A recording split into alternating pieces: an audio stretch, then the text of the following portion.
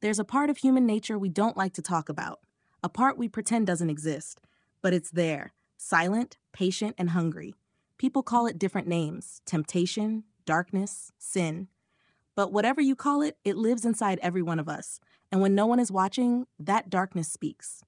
For years, I worked inside a church, listening to the broken pieces of people's lives. Thousands came to confess. Some cried, some trembled, some spoke about their sins as if reading a grocery list. But there were a few, a small, unforgettable few, whose confessions chilled me long after they walked away. Not because their sins were violent, but because they sounded terrifyingly human.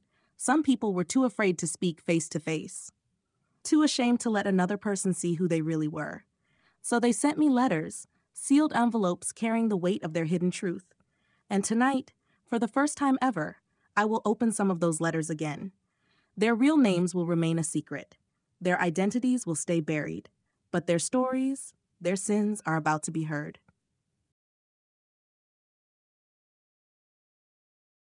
I don't deserve to be forgiven. I don't know why I'm writing this. Maybe because the guilt is finally heavier than my fear. Maybe because I need to put this somewhere outside my head before I lose what is left of my sanity. Or maybe I'm just a coward who wants to feel lighter without facing the consequences of what I've done.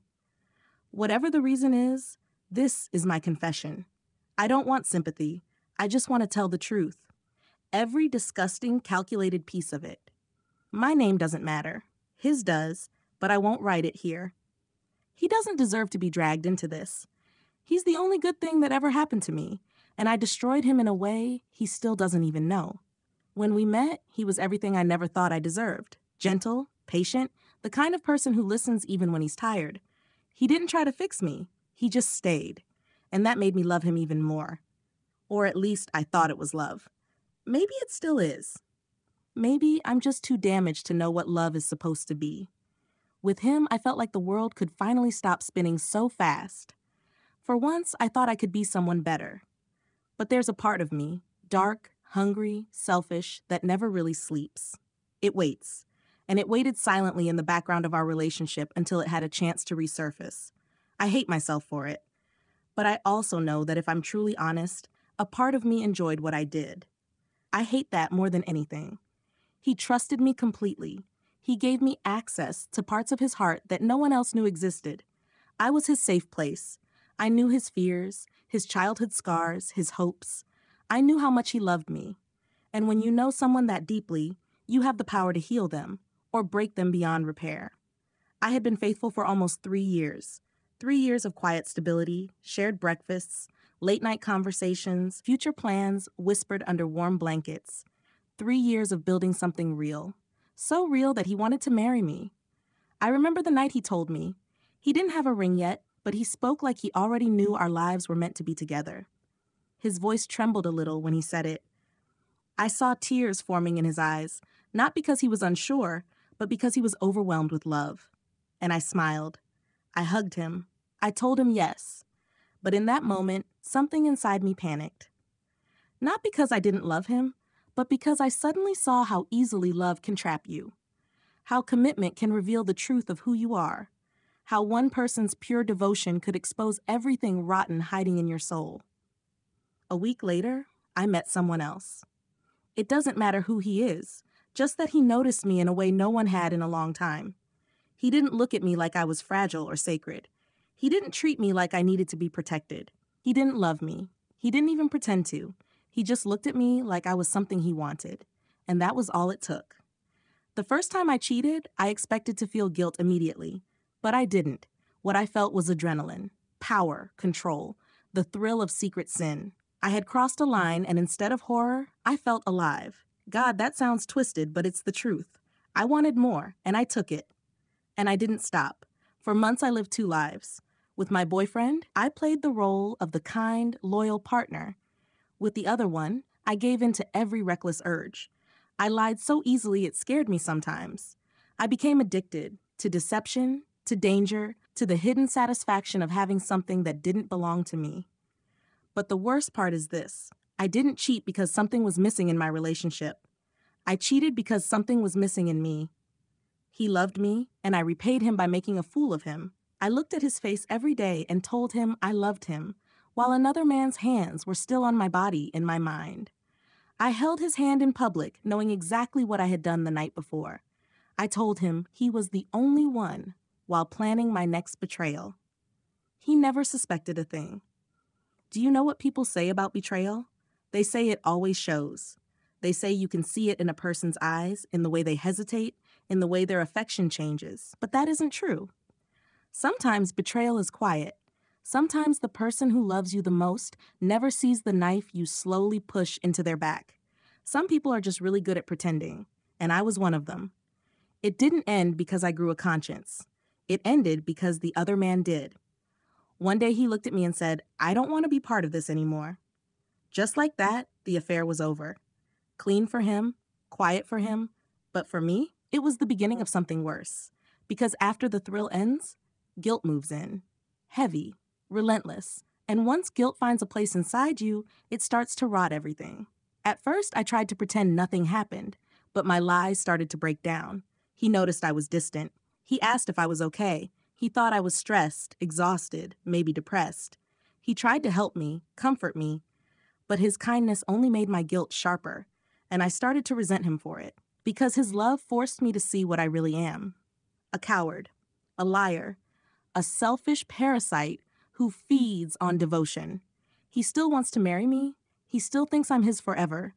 He still says I'm the best thing that ever happened to him, and he has no idea who I really am. The right thing to do would be to confess, to break his heart honestly instead of letting him live in a fantasy, to give him a chance to run away from the monster he sleeps next to. But I can't do it, because I know if I tell him, I lose him, and I don't want to lose him. I want to keep him. I want to be loved by him. I want to be forgiven without ever being exposed. I want the comfort of his devotion without paying the price of my sins. I want everything, even though I deserve nothing. So I've made my choice.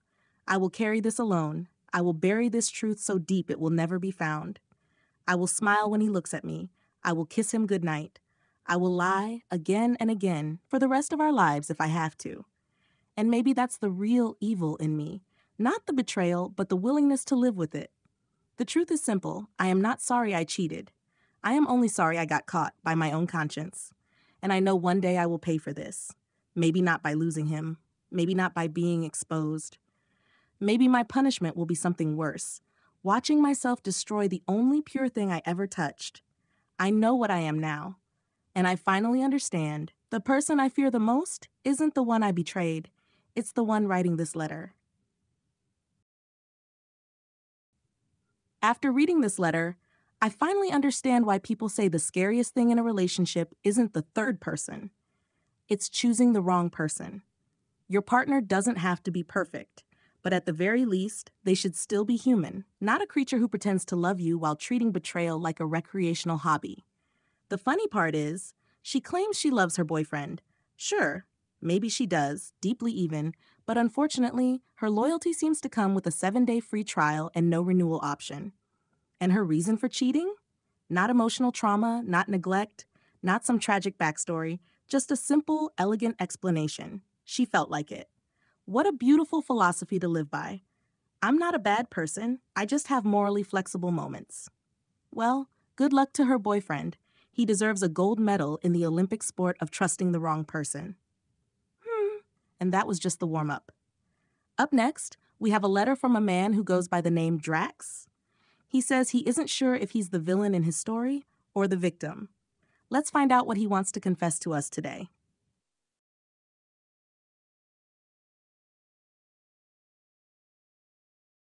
To the one who promised to keep every secret, you don't know me. And honestly, I hope you never will. Oh, come on, dude. I don't keep anything hidden. This is an anonymous confession show. You send me your story and I upload it to YouTube. If it gets 1,000 views, that means at least one person out there now knows your story. Let's continue. I don't even know why I'm writing this. Maybe I just need someone, anyone, to hear the truth. Maybe I'm just tired of pretending to be someone I'm not. Or maybe I'm hoping that by sending this out there, I'll feel less like a disaster of a human being.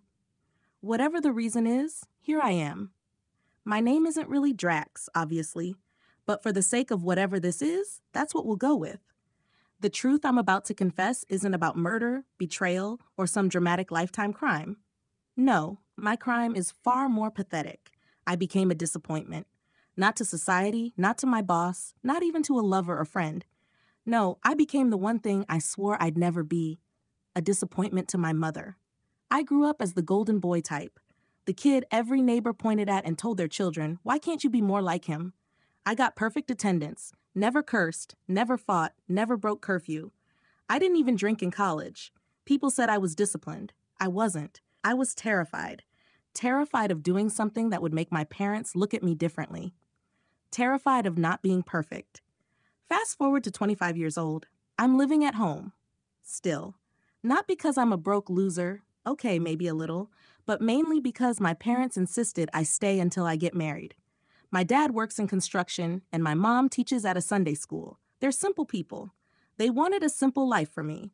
And by simple, I mean go to college, get a stable job, marry a nice woman, buy a modest house, repeat until death. And unfortunately for me, they had everything arranged. See, my job wasn't even my choice. I didn't wake up one day and decide I wanted to work as an assistant operations supervisor in a packaging company. My dad got me the job through somebody he knew. And as long as I showed up on time and didn't steal anything, I'd probably have that job for life. My coworkers were all guys above 35 who wore neon safety vests and talked only about three things: weather, football, and cholesterol. I was dying inside. Every day looked exactly like the one before it. I didn't feel alive. I felt like a breathing schedule. Wake at 6:30, coffee at 7, clock in at 8, microwave lunch at 12, small talk I didn't care about at 3, drive home at 5, dinner with parents at 6:30, then sleep if I was lucky enough to shut my brain off. I didn't hate my life. That would imply it had substance. I didn't feel anything at all. It was like being trapped in a quiet, padded room. No windows, no exits, just life happening to me. And then I did something extremely, incredibly, unbelievably stupid. I tried weed. I know. That doesn't sound like a big deal. But to me, it was like taking a chainsaw and carving disappointment across my family tree. My parents raised me to fear two things: God and drugs. Weed to them was basically Satan's salad, a straight highway to ruin. The way my mom talked about marijuana, you'd think a single puff would turn you into a jobless, tattoo-covered gangster doing parkour across Walmart shelves. But I didn't plan this. It just happened. It started with Sam. He's a guy from work, 33 years old, divorced, drives a beat-up Mustang, and somehow always looks like he just woke up from a nap in the parking lot. I didn't know him very well until the day he caught me having what I can only describe as a quiet spiral over a broken printer. I just stood there staring at it, thinking about how that was my life. A jammed printer, making noises but stuck. Sam came over, slapped the printer once like it owed him money, and said, "You look like you need to get high, man." I laughed like he was joking. He wasn't.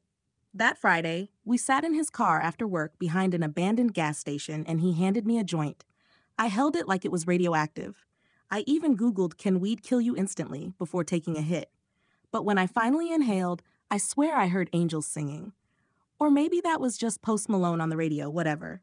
The point is, suddenly I was laughing. At nothing. At everything.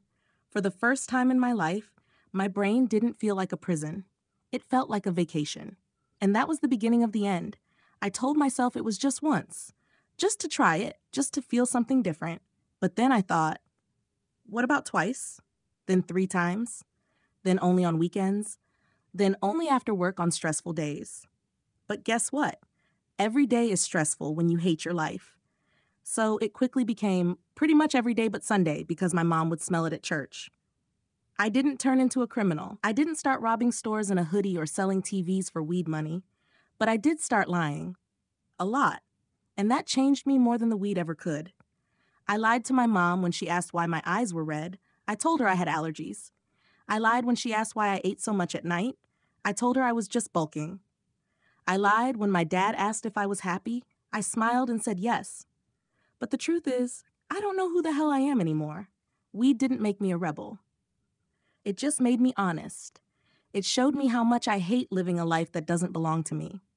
I like being high because I like feeling free, even if it's fake. That's the worst part. I don't even feel guilty for smoking. I feel guilty for needing it. And now I'm at a crossroads. My mom found a lighter in my pocket last week. She assumed I was secretly smoking cigarettes and cried for 2 hours about how nicotine would rot her baby's lungs. If she ever finds out it's weed, she would die. Like literal heartbreak death. She's a tiny emotional woman raised on Jesus and casseroles. I once said damn at the dinner table and she made me pray for 40 minutes. Weed might actually kill her soul. So that's why I'm writing to you, stranger who reads people's sins online. Because I honestly don't know what to do. Should I tell my mom the truth? Should I confess and destroy the image she has of me? Or should I keep lying and living this double life where I'm a good son by day and a functional pothead by night? I don't want to hurt her, but I also don't want to keep being this whatever this is. I feel like I'm watching myself from the outside, waiting for the moment everything collapses. And maybe part of me wants it to, just so something, anything, finally changes. I don't know what the right thing is anymore. All I know is I'm tired, and maybe that makes me weak. Or maybe, for the first time ever, I'm finally being honest. Drax, listen, man, I get where you're coming from. You've been the good son your whole life, the quiet dude who goes to work, comes home, eats dinner with his parents, and never causes trouble. Then one day, stress knocks you down, someone hands you a joint, and suddenly, boom, you're spiraling into guilt like you just robbed a bank. But let's be real. You didn't burn down a church. You just smoked some weed. Calm down, mama's boy. Yeah, I said it. You're a certified, premium grade, emotionally dependent mama's boy.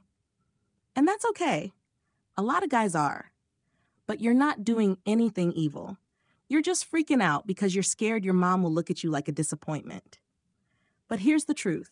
There are millions of people who smoke weed and still live normal lives. You don't have to look at celebrities or billionaires for proof. Just look around. Your coworker who always hits deadlines probably smokes. The guy who fixes your motorbike might roll one after work. That girl who graduated top of your university class? She probably has a little green plant friend in her drawer right now. Smoking weed doesn't automatically turn someone into a loser. It just means they're human and sometimes stressed. You're overthinking this so much, it's funny. Life isn't going to end because you tried something new. You don't have to confess to your mom like you committed murder. Handle your business. Stay responsible. Don't let it control you, and keep going. Life is a lot bigger than one small secret. Thank you for staying with me until the end of today's confessions. If you're still here, it means you're just like me, curious about the hidden corners of the human soul, the things people do when no one is watching, and the secrets they carry in silence. Every story we hear is a reminder that we're all flawed, complicated, and painfully human. If you have a confession of your own, you already know where to find me. And if not, don't worry, I have plenty more for you. I'll see you in the next episode. Stay curious and stay honest.